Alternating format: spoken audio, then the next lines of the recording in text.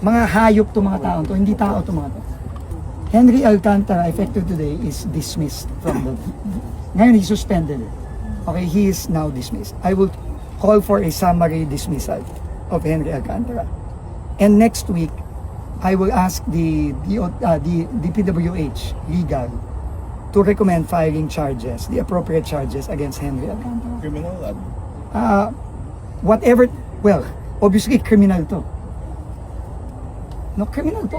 Pag nanakaw ito 100 million.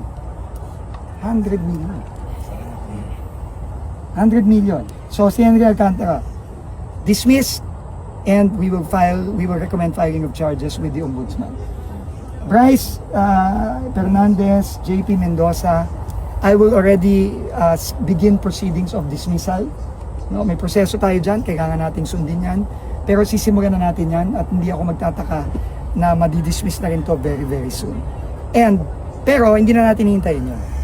Papafayagan na rin natin kasabay ni Henry Alcantara ng appropriate charges sa Office of the Ombudsman.